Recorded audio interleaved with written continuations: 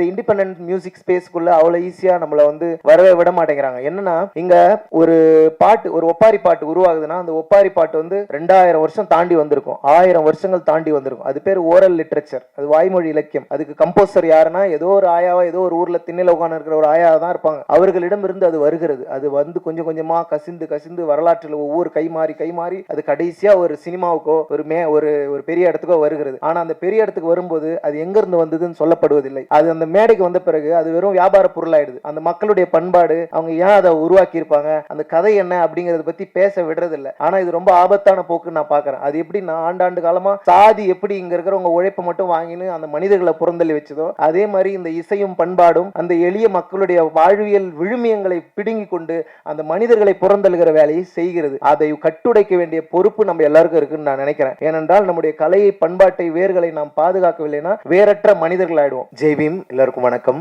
அப்பா நிறைய விஷயங்களை பேசினாரு. நான் இந்த இசைத்துறை மியூசிக்குள்ள வந்த பிறகு நிறைய நேரம் என்னுடைய பெற்றோரோட நான் ஸ்பெண்ட் பண்ணதில்லை. அதனால இன்னைக்கு அப்பா என்னை பற்றி என்ன நினைக்கிறாரு அப்படிங்கிறத நான் இன்னைக்கு உங்கள் எல்லாரும் முன்பாகவும் தெரிஞ்சுக்கிட்டேன். அதனால் அப்பா ரொம்ப நன்றி. எப்போதுமே ஒரு ஏக்கம் இருக்கும். நான் நிறைய நேரம் எடுத்துக்கல, ரொம்ப ஷார்ட்டாக பேசுகிறேன். முதல்ல இந்த நிகழ்வுக்கு என்னுடைய அழைப்பை ஏற்று வந்திருக்கும் மேடையில் இருக்கக்கூடிய எனது அன்பிற்கினிய இயக்குனர் அண்ணன் பா ரஞ்சித் அவர்களுக்கு மனமார்ந்த நன்றியை தெரிவித்துக் கொள்கின்றேன். மதிப்பு மரியாதைக்குரிய ஆட்சி பணிய அம்மா சிவகாமி ஐஏஎஸ் அவர்களுக்கு என்னுடைய மனமார்ந்த நன்றியை தெரிவித்துக் கொள்கின்றேன். என்னுடைய அழைப்பை ஏற்று தன்னுடைய பிஸியான நேரங்களையும் எனக்காக வந்திருந்த இயக்குனர் அண்ணன் இசையமைப்பாளர் இமான் அவர்களுக்கு என்னுடைய நன்றியை தெரிவித்துக் கொள்கிறேன். நான் 11வது 12வது படிக்கும்போது கேசட்டில் வரக்கூடிய பாடல்கள், டிவி கிடையாது, டிவி பார்க்க விட மாட்டாங்க வீட்டில். அப்போ நான் கேட்ட ஒரு குரல் வந்து அந்தோணிதாசன் அண்ணனுடைய குரல். அந்த குரல் எனக்குள்ளே அப்படியே பாஞ்சிச்சு ஒரு 15 வயசுல. நான் அந்த நம்பிக்கையில் தான் நேற்று அவருக்கு ஃபோன் பண்ணேன். நான் உங்கள் குரலை கேட்டுட்டு நான் ஒரு பாடகன் நானும் நினச்சிருக்கேன், அதனால் நீங்கள் வரணும் அப்படின்னு சொல்லி உரிமையாக கேட்டேன். எனக்காக வந்த அண்ணன் அந்தோணிதாசன் அவர்களுக்கு நன்றி தெரிவித்துக் கொள்கின்றேன். மற்றும் என்னுடைய டீம், நான் தொடர்ந்து இவங்களை சொல்கிறேன், பட் இருந்தாலும் மேடையில் இருக்கக்கூடிய கல்பனா அவர்களுக்கும், காட்சி அண்ட் அண்டோ, thank you so much for being here. Valliyamma பேராண்டி இந்த ஆல்பம் வந்து ஒரு 12 பாடல்கள் கொண்ட ஆல்பமாக பண்ணணும். முதல்ல எனக்கு இந்த இண்டிபெண்டன்ட் மியூசிக்குள்ளே வரணும் அப்படிங்கிற தாட் ப்ராசஸ் அதெல்லாம் வந்து நான் முதல்ல ரேப் மியூசிக்கே கேட்டது கிடையாது, சினிமாவும் பார்த்தது கிடையாது. நான் பார்த்தது எல்லாமே எங்கள் ஊருக்கு வந்து ஒவ்வொரு ஆண்டும் ஏப்ரல் 14 அன்றும் டிசம்பர் 6 அன்றும் கம்பீரமாக மேடையில் நின்று பாடக்கூடிய தலித் சுப்பையா அவர்களுடைய இசைக்குழுவும், அப்புறம் மணிமேகலை அக்கா, இப்படி நிறைய மக்கள் இசை கலைஞர்களை தான் நான் பார்த்து வளர்ந்துருக்கிறேன். அவர்கள் பாடும்பொழுது அந்த உணர்வு அப்படியே, இப்போ நம்ம வந்து பாபா சாஹிப்போட ஒரு புத்தகம் படிக்கணும்னா நம்ம அதுக்கு ஒரு தலித் சுப்பையா ஐயா பாட்டை கேட்டுடலாம், ரெண்டும் ஒன்று தான் அப்படிங்கிற அளவுக்கு அவ்வளோ எளிமையாக இசையை எனக்குள்ளே கடத்திடுவாங்க. அதே மாதிரி எங்கள் அம்மா சர்ச்சுக்கு கூப்பிட்டு போவாங்க, அங்கே இருக்கிற பாடல்கள்லாம் நிறைய கேட்டிருக்கேன். அங்கே இருக்கிற பாடல்களோட அங்கே உட்காந்து கும்பலாக பசங்களோட உட்காந்து பாடுறது, இவ்வளோதான் என்னுடைய இசை அனுபவம். மற்ற மாதிரி சுற்றி இருக்கிறவங்க பாடுறது அதுதான். ஆனால் இன்றைக்கி வந்து ஒரு இண்டிபெண்டன்ட் மியூசிக் ஸ்பேஸ்க்குள்ளே நான் இருக்கிறேன்னா கண்டிப்பாக அதுக்கு மிக முக்கியமான காரணம் வந்து தி கேஸ்ட்லெஸ் கலெக்டிவ்ங்கிற மூவ்மெண்ட்டு. கேஸ்ட்லெஸ் கலெக்டிவ்ங்கிற மூவ்மெண்ட் இல்லைன்னா நான் வந்து இப்படியான இடத்துக்கு வந்தே இருக்க முடியாது. அந்த மூமெண்ட்டில் வந்து நான் அந்த தாட் ப்ராசஸ்க்கு வந்து உண்மையிலே பா ரஞ்சித் அண்ணன் அவர்களுக்கு மனமார்ந்த நன்றி சொல்ல கடமைப்பட்டிருக்கிறேன். ஏன்னா அது எனக்கு மட்டுமானது இல்லை, அது வந்து ஒரு தேவையான பிளாட்ஃபார்ம்னு நினைக்கிறேன். எப்போதுமே வந்து விளிம்பு நிலை மக்களுடைய குரலையும், விளிம்பு நிலை மக்களுடைய வாழ்க்கையும், பண்பாட்டையும் இசை வடிவங்கள் எப்போதும் அப்ராப்ரியேட் பண்ணியே பழகி இருந்தது. ஆனால் அது தாண்டி இல்லை, நாங்களாக வந்து பேசுவோம், நாங்களும் கோட் ஷூட் போட்டு தைரியமாக ஸ்டைலாக கெத்தாக வந்து நிற்போங்கிறத உலகத்துக்கு நிரூபித்து காட்டியது வந்து கேஸ்ட்லெஸ் கலெக்டிவ். அந்த கேஸ்ட்லெஸ் கலெக்டிவில் நான் மேடை ஏறினது தான். எனக்கு அதுக்கு முன்னாடி எனக்கு விருப்பம் இருந்தது. நான் உதயாண்ணாவை சந்திக்கும் போது சொன்னது என்னென்னா, ஆனால் எனக்கு நிறைய சமூக விழிப்புணர்வு பாடல்கள் பாடணும், அம்பேத்கர் பாட்டு பாடணும், இதுதான் என்னுடைய விருப்பம் அப்படின்னு சொன்னேன். அந்த வார்த்தை தான் அவரை வந்து எனக்கு கேஸ்ட்லெஸ் கலெக்டிவில் இணைக்க வச்சுதுன்னு நினைக்கிறேன். இப்போது அந்த ஜேர்னி தொடங்கி என்ஜாயெல்லாம் தாண்டி இன்னைக்கு வள்ளியம்மா பேராண்டின்னு நான் இந்த ஆல்பத்துக்கு பேர் வச்சது. வள்ளியம்மாளுடைய ஹிஸ்ட்ரி வந்து ரொம்ப முக்கியமானதுன்னு நினைக்கிறேன். 1823 இங்கிருந்து லட்சக்கணக்கான மக்களை பிரிட்டிஷ் வந்து தேயிலை தோட்டங்களில் இலங்கையில் வேலை செய்வதற்காக அழைத்து போனார்கள். அந்த மக்களை விடுதலைக்கு பிறகு அங்கே விட்டுட்டு போயிட்டாங்க. அதில் பாதி மக்களை அங்கிருந்து இலங்கை அரசாங்கம் திருப்பி இந்தியாவுக்கு அனுப்பியது 1970கள் 80களில். அப்படி குடும்பங்கள் இரண்டாக பிரிக்கப்பட்டன. அதாவது கட்டாயமாக பிரிக்கப்பட்டன குடும்பங்கள். அப்படி பிரிக்கப்பட்டு வேரிழந்து ஊரிழந்து இந்த ஊருக்கு வந்து மீண்டும் உழைப்பாலும் கல்வியாலும் நேர்மையாலும் முளைத்தெழுந்த ஒரு மகத்தான ஒரு குடும்ப தலைவி தான் வள்ளியம்மாள். ஏன் நான் இதை சொல்றேன்னா, எனக்கு என்ன பெருமை இருக்கு, எனக்கு என்ன அடையாளம் இருக்குன்னு நான் எப்பவுமே யோசிப்பேன். ஒருத்தனை கேட்டா அவன் ஜாதி அவனுக்கு பெருமைன்னு சொல்லுவான், ஒருத்தனை கேட்டா அவங்ககிட்ட இருக்கிற காசு அவனுக்கு இருக்கிற பெருமைன்னு சொல்லுவான். ஒவ்வொருத்தனுக்கும் ஒவ்வொரு பெருமைகள் இருக்கும். அப்ப நான் யோசிச்சு பார்ப்பேன், எனக்கு என்ன பெருமை இருக்குது அப்படின்னு சொல்லிட்டு. எங்க அப்பா ஒரு கல்லூரி ப்ரொஃபஸர், அது எங்க அம்மா வந்து ஒரு ஸ்கூல் டீச்சர்னா அது அவங்க செய்யற அவங்க அவங்க அவங்களுடைய உழைப்பில் அவங்க அடைஞ்சிருக்கிற உயரம். ஆனா எங்களுடைய வரலாற்றை வந்து அப்படியே நசுக்கிய போதும் மீண்டும் அதை முளைத்தெழுவதற்காக உழைத்திருக்கிற எங்களுடைய உழைப்பு இருக்குல்ல, அந்த உழைப்பு தான் எங்களுடைய அடையாளம் அப்படின்னு சொல்லி நான் புரிஞ்சுக்கிட்டேன். நான் எங்க தாத்தா வந்து காலில் செருப்பு போட்டு தெருவில் நடக்க முடியாது. இன்றைக்கு நாங்கள் வந்து விமானத்தில் ஏறி பறக்கிறோம், கார்களில் போகிறோம்னா இது வந்து சாதாரண ஒரு மாற்றம் கிடையாதுன்னு நான் நினைக்கிறேன். இதுல வந்து பாபா சாஹேப் அம்பேத்கரில் தொடங்கி இன்றைக்கு எங்கள் அண்ணன் இயக்குனர் ப. ரஞ்சித் வரைக்கும் எங்கள் கான்ட்ரிபியூஷன் இருந்துகிட்டே இருக்கு. இவ்வளவு பேருடைய ஒரு உழைப்பினால் மட்டும்தான் இன்னைக்கு வந்து ஒரு மியூசிக் ஈகோ சிஸ்டம்ல நானும் ஒரு ஆர்டிஸ்டா நிக்கிறேன் அப்படிங்கிறத நான் உறுதியா நம்புறேன். எனக்கு வந்து பிறந்தநாள் கொண்டாடுறதுல உண்மையிலேயே இந்த வருஷம் எனக்கு மகிழ்ச்சியே இல்லை. ஏனென்றால் நாம் எப்போது கொல்லப்படுவோம்னே தெரியாத ஒரு வன்முறையான ஒரு சமுதாயத்தில் வாழ்ந்து கொண்டிருக்கிறோம். அப்படிதான் நான் இதை பார்க்குறேன். நான் வந்து ஒரு ஒரு ஒரு தலித்தா வந்து வாழ்க்கையின் கொண்டாட்டங்களை கூட கொண்டாட முடியல நம்மளால. நமக்கு வந்து என்ன, தினந்தோறும் நீ சாவு செய்தியை கேட்டுனே இருக்க, தினந்தோறும் உன் சார்ந்த உன் நிறத்தில் இருக்கிற நீ சாப்பிட்ற உணவை சாப்பிட்ற உன்ன மாதிரி இருக்கிற யாரோ ஒருத்தர் செத்துக்கிட்டே இருக்க. ஆனால் நீ எப்படி பர்த்டே கொண்டாடுவ, நீ எப்படி வந்து உனக்கு ஒரு பாட்டு வெளியிட்ட கொண்டாடுவ, உன் மனது எப்படி இருக்கும்? அந்த மனநிலை ரொம்ப ரொம்ப ஆபத்தானது. இந்த சமூகம், சாதிய சமூகம் மீண்டும் மீண்டும் வந்து நம்மளை அப்படியான ஒரு இறுக்கத்திலே வச்சிருக்குன்னு நினைக்கிறேன். அந்த இறுக்கம் தான் என்னை போட்டு உறுத்திக்கிட்டே இருக்கும். ஆமண்ணனுடைய மறைவு வந்து என்னை உண்மையாகவே என்னால் இது வரைக்கும் ஏற்றுக்கவே முடியல. ஏனென்றால் தலித் சமூகத்தில் இத்தனை இளைஞர்களை வந்து ஒவ்வொரு வாரமும் ஒவ்வொரு நாளும் நம்ம கேள்விப்பட்டே இருக்கோம். கொலை செய்கிறார்கள், சாதி ஆணவ படுகொலை செய்கிறார்கள், எதிர்க்க உட்கார்ந்துட்டா நின்றுட்டா நடந்துட்டா படிச்சுட்டா எல்லாமே பிரச்சனையாக இருக்கும்போது மியூசிக்கெல்லாம் எங்கேயோ இருக்குது. ஆக்சுவலி தெருவில் நடக்கிறது, எதிர்க்க அவன் முன்னாடி நடந்து போகிறது, இப்படியான பேசிக் விஷயங்கள்லேயே நம்மளை வந்து அரெஸ்ட் பண்ணி வச்சுட்டு இந்த இசை, இந்த ஆட்டம் பாட்டம் கொண்டாட்டம் இது எல்லாத்தையுமே வந்து மேட்டுக்குடிகள் தங்களதானதாக ஆக்கி கொண்டதனுடைய விளைவாக தான் இன்னைக்கு வந்து நான் எத்தனையோ முன்னோர்களுடைய கனவு இது. ஒரு தலித் சுப்பையா வந்து ஒரு பாப் மார்லியா ஐயாவா மாறி இருக்கலாம், ஒரு ஒரு பாவலர் முகில் வந்து ஒரு மைக்கேல் ஜாக்சனா மாறி இருக்கலாம். ஏன்னா இந்த சாதிய சமூகம் தான் இந்த மண்ணின் கலைஞர்களை மீண்டும் மீண்டும் அடியிலே வச்சிருக்கு. ஆனால் அவர்களுடைய வாழ்க்கையில தான் அழகு இருக்கு, அவர்களுடைய வாழ்க்கையில தான் கொண்டாட்டம் இருக்கு. யார் இந்த மண்ணில் வேர்வை சிந்தி உழைக்கிறார்களோ அவர்களுக்கு தான் அந்த செடியை பத்தி தெரியும், அந்த நாத்தை பத்தி தெரியும், அதை பத்தி பாட்டு எழுத முடியும். ஆனா அந்த கலை வடிவங்களை எப்படி அவர்கள் நிலங்களை பிடுங்கிக்கிட்டாங்களோ அதே மாதிரி அவர்களுடைய கலைகளையும் பிடுங்கி கொண்டார்கள். இப்படியான ஒரு சூழல்ல தான் நாம் இருந்து இருக்கிறோம். அதனால எனக்கு அடையாளமாக இருக்கக்கூடிய வள்ளியம்மாளனுடைய வரலாற்றை பாதுகாக்கணும் அப்படின்னு எனக்கு தோணுச்சு. அதை வந்து எங்கள் பாட்டி பள்ளிக்கூடம் போல, ஆனால் நான் வந்து காலேஜுக்கு போயிருக்கிறேன், பல நாடுகளுக்கு போயிருக்கிறேன், விமானங்களில் போகிறேன்னா இது எல்லாமே அவர்கள் செய்த அந்த உழைப்பின் வேர்களின் தியாகங்களைத்தான். அதுக்காக தான் நான் நன்றி செலுத்த வேண்டும் தான் இந்த ஆல்பமுக்கு வந்து வள்ளியம்மா பேராண்டி அப்படின்னு பேர் வச்சேன். கண்டிப்பாக வந்து இது எல்லாருக்கும் ஒரு உணர்த்துதலை கொடுக்கும் அப்படின்ற ஒரு பெரிய நம்பிக்கை எனக்கு இருக்குது. இந்த ஆல்பம் வந்து ஒரு 2 வருஷம் கிட்டத்தட்ட எடுத்தேன் இந்த ஆல்பம் பண்ணி முடிக்கிறதுக்கு. குவாசி மோட் அப்படின்னு ஒரு மியூசிக் ப்ரொடியூசர், நான் என்னோட டீமை பற்றி ஷார்ட்டாக சொல்லிடுறேன்.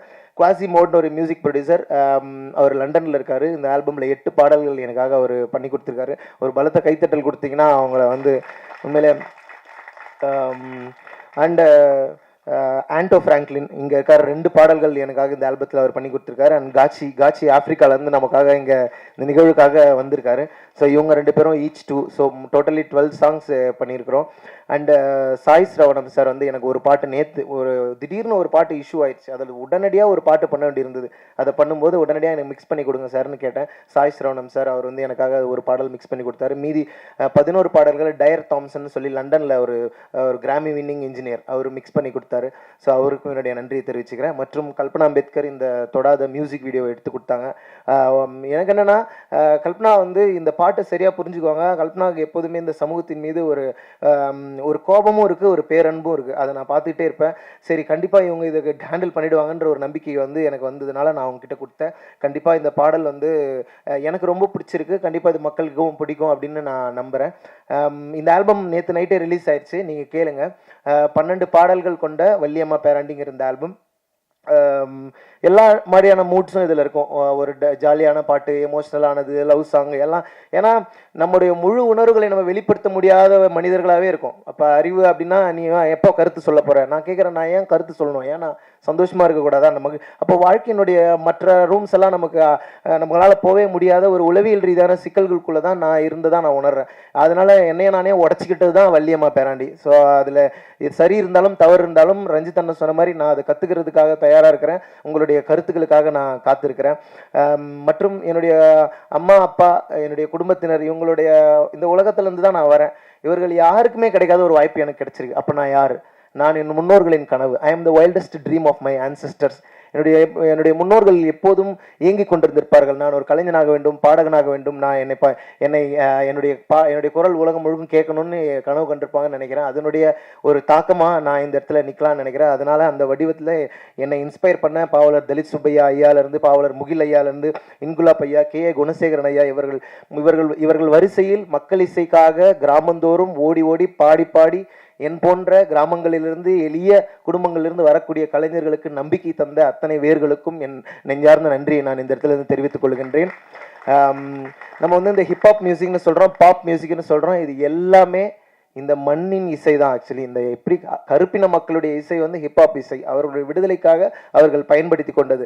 அதே போல் இந்த இந்திய சூழலில், தமிழ் சூழலில் நம்முடைய விடுதலைக்காக நாம் கையில் எடுக்க வேண்டிய இசை வந்து ஃபோக் மியூசிக்னு நினைக்கிறேன். அந்த ஃபோக் மியூசிக்கில் தான் பல உண்மைகள் ஒளிஞ்சிருக்கு. இந்த சமூகத்தை பற்றிய அத்தனை படிப்பினைகளும் அங்கே ஒளிஞ்சிருக்கு. இயற்கையை எப்படி பாதுகாக்க வேண்டும், மனிதனை மனிதன் சமமாக நடத்தி கொள்ள வேண்டும், இப்படி அற்புதமான வாழ்வியல் கோட்பாடுகளோடு பொருளாதார ரீதியாக பின்தங்கி இருந்தாலும், ஆண்டாண்டு காலமாக வஞ்சிக்கப்பட்டிருந்தாலும், யாரையும் சுரண்டாது யாரையும் வஞ்சிக்காது வாழ்ந்து கொண்டிருக்கிற ஒரு மகத்தான பண்பாட்டுக்கு சொந்தக்காரர்கள் நாம் அப்படிங்கிறத நான் புரிஞ்சுக்கிட்ட இடத்துல இருந்து தான் இந்த வள்ளியம்மா பேரண்டின்ற ஆல்பத்தை பண்ணியிருக்கேன். கண்டிப்பாக இது உங்கள் எல்லாருடைய கொண்டாட்டத்துக்கும் காரணமாக இந்த ஆல்பம் இருக்கும்னு நான் நம்புகிறேன். எனக்கு அதுக்கப்புறம் எனக்கு ஒரு மியூசிக் பேண்ட் உருவாக்கணும்னு தோணுச்சு. கேஷ்லெஸ் கலெக்டிவ்ல இருந்து அதன் பிறகு நான் ஓகே நம்மளும் ஒரு ஜாலியான ஒரு பேண்ட் ஆரம்பிக்கலாம், ஒரு ஆல்பம் பண்ணலான்னு சொல்லிட்டு நான் பாலச்சந்தர் சரத்தெல்லாம் சேர்ந்து ஒரு மியூசிக் பேண்ட் உருவாக்கணும். அவர்களோடு தொடர்ந்து பயணம் பண்ணிட்டு இருக்கேன். அடுத்து என்னுடைய பேண்டோடைய ஆல்பத்தை நான் ரிலீஸ் பண்ணலான்னு இருக்கோம். இது நாம் தனியாக ஒரு ஹிப்ஹாப் ஆல்பம் பண்ணணும் அப்படின்னு சொல்லி முயற்சி பண்ணது. இந்த இண்டிபெண்ட் மியூசிக் ஸ்பேஸ்க்குள்ளே அவ்வளோ ஈஸியாக நம்மளை வந்து வரவே விட மாட்டேங்கிறாங்க. என்னன்னா இங்கே ஒரு பாட்டு, ஒரு ஒப்பாரி பாட்டு உருவாகுதுன்னா அந்த ஒப்பாரி பாட்டு வந்து 2000 வருஷம் தாண்டி வந்திருக்கும், 1000 வருஷங்கள் தாண்டி வந்திருக்கும். அது பேர் ஓரல் லிட்ரேச்சர், அது வாய்மொழி இலக்கியம். அதுக்கு கம்போசர் யாருன்னா ஏதோ ஒரு ஆயாவா, ஏதோ ஒரு ஊரில் திண்ணையில் உட்காந்து இருக்கிற ஒரு ஆயாவை தான் இருப்பாங்க. அவர்களிடமிருந்து அது வருகிறது. அது வந்து கொஞ்சம் கொஞ்சமாக கசிந்து வரலாற்றில் ஒவ்வொரு கை மாறி அது கடைசியாக ஒரு சினிமாவுக்கோ ஒரு பெரிய இடத்துக்கோ வருகிறது. ஆனால் அந்த பெரிய இடத்துக்கு வரும்போது அது எங்கேருந்து வந்ததுன்னு சொல்லப்படுவதில்லை. அது அந்த மேடைக்கு வந்த பிறகு அது வெறும் வியாபார பொருளாயிடுது. அந்த மக்களுடைய பண்பாடு, அவங்க ஏன் அதை உருவாக்கியிருப்பாங்க, அந்த கதை என்ன அப்படிங்கிறத பற்றி பேச விடுறதில்லை. ஆனால் இது ரொம்ப ஆபத்தான போக்குன்னு நான் பார்க்குறேன். அது எப்படி நான் ஆண்டாண்டு காலமாக சாதி எப்படி இங்கே இருக்கிறவங்க உழைப்பை மட்டும் வாங்கின்னு அந்த மனிதர்களை புறந்தள்ளி வச்சதோ, அதே மாதிரி இந்த இசையும் பண்பாடும் அந்த எளிய மக்களுடைய வாழ்வியல் விழுமியங்களை பிடுங்கி கொண்டு அந்த மனிதர்களை புறந்தள்ளுகிற வேலையை செய்கிறது. அதை கட்டுடைக்க வேண்டிய பொறுப்பு நம்ம எல்லாருக்கும் இருக்குன்னு நான் நினைக்கிறேன். ஏனென்றால் நம்முடைய கலையை, பண்பாட்டை, வேர்களை நாம் பாதுகாக்கவில்லைன்னா வேறற்ற மனிதர்கள் ஆயிடுவோம். நாம் வேறற்ற மனிதர்களானால் எளிதில் வெட்டி வீழ்த்தப்படுவோம். இது வந்து எனக்கே இந்த அனுபவம் இருந்தது. நான் என்ஜாமி பாட்டு பண்ணப்போ நான் பேசணும்னு நினச்சது தான் எனக்கு பிரச்சனையாக மாறிச்சு. நான் பேசணும்னு நினச்சது ஆமாம் எங்கள் ஆயா கிட்டேருந்து நான் இதை வாங்கினேன். அப்போது சொன்னாங்க, உங்கள் ஆயாவை பற்றி பாட்டு பண்ணுறதுக்கு தான் நாங்கள் வந்திருக்கோம். ஆமாம், எங்கள் ஆயாவை பற்றி பாட்டு பண்ண தான் நான் வந்திருக்கேன். ஏன்னா எங்கள் ஆயாக்கள், எங்கள் தாத்தாக்கள் ஆண்டாண்டு காலமாக அடிமைகளாக இந்த மண்ணில் இருந்தவர்கள். அவர்களின் ரத்தத்திலும் வேர்வையிலும் முளைத்து விடுதலை பெற்ற பறவைகளாக நாங்கள் இன்றைக்கு கலைஞர்களாக மேடையில் ஏறி நிற்கிறோம். அதனால் அதை பற்றி நான் பேசாமல் வேறு எதை பற்றி நான் பேசுவது? நான் பேசுவதற்கு வேறு என்ன இருக்கிறது? ஏன்னா நான் கற்றுக்கொள்ள தயாராக இருக்கிறேன். ஆனால் யாரையும் ஏமாற்றவோ சுரண்டவோ அதை நான் யோசிப்பேன். எவ்வளவு சுரண்டினாலும் எவ்வளவு ஒடுக்கப்பட்டாலும் நம்மக்கிட்ட ஒரு அறம் இருந்துகிட்டே இருக்குது. அந்த அறத்தை எனக்கு கற்றுத்தந்தவர் வள்ளியம்மா, பாட்டி, எங்கள் அம்மா, இவர்கள் எங்கள் பாட்டி வந்து ஒரு நாள் எங்கள் ஸ்கூலில் வந்து ஒரு நாள் இப்படி சொல்லிட்டாங்க, உனக்கு படிப்பே வராது, அந்த ஜாதியில் பிறந்தாதான் படிப்பு வரும், உனக்கு வராது அப்படின்னு சொல்லிட்டாங்க. எனக்கு தாங்கவே முடியல. நான் பயங்கரமாக அழுதுட்டேன். ஏன் அப்படி சொன்னாங்க, ஏன் என் கூட அந்த பையன்கிட்ட கேட்டேன், ஏன் இந்த ஜாதிக்கு வந்து படிப்பு வராதுன்னு சொன்னாங்க அப்படின்னு சொல்லி கேட்டேன். அவனும் ஒரு மாதிரி எமோஷனல் ஆகிடும். ஆனால் எங்கள் அம்மா கிட்ட வந்து சொன்னேன், நான் ஒரு நாள் லஞ்ச் சாப்பிட்னு இருக்கேன் எங்கள் வீட்டில். எங்கள் அம்மா வந்து ஸ்கூலுக்குள்ளே வந்து அந்த கதவை திறந்து நேராக உள்ளே வந்து அந்த கரஸ்பாண்ட் முன்னாடி என்ன, யாரை பார்த்து நீ அப்படி சொன்னாங்க, யார் தெரியுமா அப்படின்னு சொல்லி எங்கள் பாட்டி அவரை எதிர்த்து கேள்வி கேட்டாங்க. சொன்னா அவங்க அப்பா வாத்தியாரியா, அவங்க அம்மா டீச்சரியா, நான் எவ்வளோ கஷ்டப்பட்டு நாங்கள் படிக்க வைக்கிறோம், எங்கள் பிள்ளைய எடுத்துன்னு வந்து எங்கள் குடும்பத்துலேருந்து ஒரே பிள்ளை எடுத்துன்னு வந்து இவ்வளோ தூரம் நாங்கள் படிக்க வைக்கிறோம், நீ யார் யார் சொல்கிறதுக்குன்னு எங்கள் பாட்டி எதிர்த்து கேட்ட அந்த வீரம் இருக்கு இல்லையா, அந்த வீரம் வந்து எனக்கு வரணும்னு நான் எத்தனையோ முறை வேண்டிக்கிறேன் ஆக்சுவலி. ஏன்னா அப்படியான ஒரு ஒரு அழுத்தம் நிறைந்த ஒரு பயங்கர கெத்தான அந்த அந்த மொமெண்ட் என் கண்ணு முன்னாடி இருக்கு. அப்பப்போ நான் அதை யோசிச்சுப்பேன். அவர்கள் யாருக்கும் பயப்படாதவர்கள், யாரை கண்டும் எதை கண்டும் பயப்படாதவர்கள். அந்த பயமில்லாத ஒரு தன்மையை நானும் வளர்த்து கொள்ளவும் இன்னும் நிறைய பாடல்களை என்னோட நண்பர்களோட சேர்ந்து நான் பாடவும் விரும்புகிறேன். அண்ட் இந்த ஆல்பமில் என் கூட கொலாபரேட் பண்ணியிருக்கிற ரஷ்மித் கவுர் ஒரு ஆர்டிஸ்ட் கொலாபரேட் பண்ணியிருக்காங்க. அண்ட் பாலச்சந்தர், செல்லமுத்து இவர்கள் சில பாடல்களை என்னோடு சேர்ந்து பாடியிருக்காங்க. என்னுடைய பாடிய இசைத்த அத்தனை கலைஞர்களுக்கும் நான் மனமார்ந்த நன்றி தெரிவித்துக் கொள்கின்றேன். கலை மக்களுக்கானது. நான் சின்ன வயசுலேருந்து அம்பேத்கரிய பாடல்களை கேட்டு வளர்ந்துருக்கேன். ஆனால் உண்மையாகவே அம்பேத்கரிய பாடல்களுக்கு ஒரு பெரிய மேடை அமைத்து கொடுத்த நீலம் பண்பாட்டு மையத்திற்கும் இயக்குனர் ப. ரஞ்சித் அண்ணன் அவர்களுக்கும். ஏனென்றால் அது இயற்கை, அவ்வளோதான். நான் பேசுவது அரசியல் கிடையாது, நான் அப்படிதான் நினைக்கிறேன். நீ இயற்கையோடு பொருந்தி இருக்கிற ஒரு வாழ்க்கை தான் நமக்கு தேவையானது.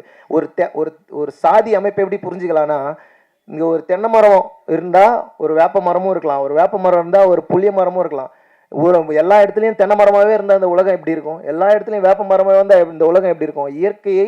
இயற்கை நம்மை ஜனநாயகத்துடன் தான் இந்த பூமியில் நிறுத்திருக்கிறது. நாம் தான் அந்த ஜனநாயகத்தை அடித்து கெடுத்து கொண்டு ஒருத்தர் தாக்கி கொண்டு இருக்கிறோம். அவ்வளோ ஆபத்தான ஒரு சமூகத்தில் நாம் வாழ்ந்து கொண்டிருக்கிறோம்ங்கிறது எனக்கு ரொம்ப பெயின்ஃபுல்லாக இருக்குது. கண்டிப்பாக என்னால் இயன்ற அளவில் என்னுடைய கலை வடிவத்தில் தொடர்ந்து நான் அதை பற்றி பேசுவேன்.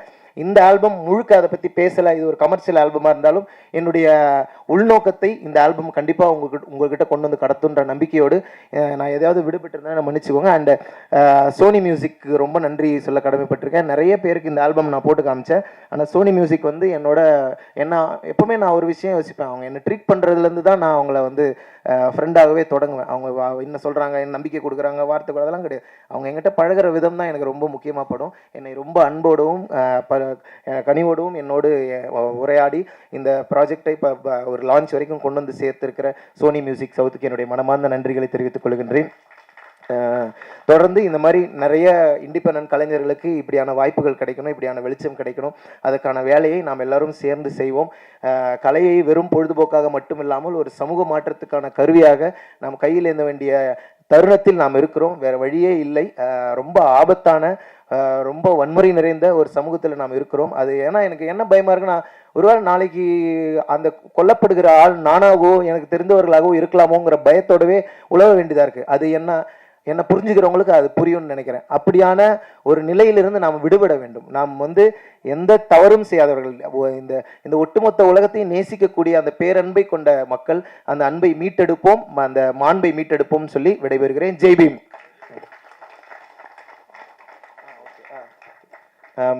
மற்றும் நான் ஒரு சின்ன இது மறந்துட்டேன். என்னுடைய நான் பேர் படிச்சிடறேன், சாரி. ரொம்ப 1 மினிட் மட்டும் எடுத்துக்கிறேன்.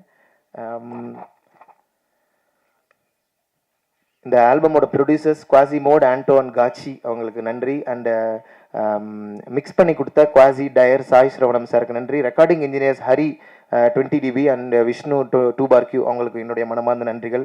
அப்புறம் வந்து இந்த மியூசிக் வீடியோ ப்ரொடியூஸ் பண்ணுறதுக்கு எனக்கு உதவி செய்த கதிர் வீரசேகர், சுந்தரலிங்கம் மற்றும் முருகன் அவர்களுக்கு நன்றி. அண்ட் மியூசிக் வீடியோட டைரக்டர் கல்பனா, விக்கி, சந்தானகுமார், பிளாக் எல்லாருக்கும் என்னுடைய நன்றிகள். மற்றும் சோனி மியூசிக் அசோக், அச்சிந்தியா, கௌஷிக், மானஸ்வினி, அந்த ஹோல் டீம் எல்லாருக்கும் என்னுடைய நன்றிகள். மற்றும் கடைசியாக 2 பேருக்கு நான் என்னுடைய முக்கியமான நன்றி தெரிவிக்கணும். நண்பர்கள்கிட்ட எப்பவுமே எனக்கு ஃப்ரெண்ட்ஸ்னால் கொஞ்சம் பயமாக இருக்கும். ஏன்னா இந்த ஃப்ரெண்ட்ஸ் வந்து ரொம்ப ஈஸியாக நம்மளை அட்வான்டேஜ் எடுத்துக்குவாங்க. டக்குன்னு போகிற போக்கில் ஜாதி பேர் சொல்லி கலாய்ப்பாங்க. அது எனக்கு ரொம்ப பயமாக இருக்கும். அதனால் ஃப்ரெண்ட்ஸோட நான் சேரவே ரொம்ப யோசிப்பேன். அது மாதிரி எனக்கு சின்ன சின்ன அனுபவங்கள் இருக்குது. ஒரு என்ன மாதிரி பார்க்குறாங்க, ஃப்ரெண்ட்ஷிப்புங்கிறது வந்து உள்ளேருந்து வருகிறதா இல்லை சும்மா என்கிட்ட இருக்கிற பொம்மை உங்கள்கிட்டே இருக்குங்கிற இடத்துலேருந்து வருதான்னு சொல்லிட்டு எனக்கு யோசனையாகவே இருக்கும். ப்ரிவிலேஜ்லேருந்து பழகிறாங்களா இல்லை உண்மையாகவே பழகிறாங்களான்னு. ஆனால் உண்மையாகவே இந்த 2 பேர் என்னுடைய லைஃப்பில் வந்ததுனால நான் நிறைய கற்றுக்கிட்டு நிறைய பண்பட்டிருக்கேன்னு சொல்லலாம். இந்த 2 பேர் எனக்கு நண்பர்களாக கிடச்சப்போ நான் வந்து முதல்ல நான் யாரோடையுமே ஒட்டவே மாட்டேன். ஆனால் இந்த 2 பேரோட நான் சேர்ந்த பிறகு ஓகே, நான் சில நல்ல நண்பர்களை சம்பாதிக்கக்கூடிய அளவுக்கான திறன் எனக்கும் இருக்கிறது.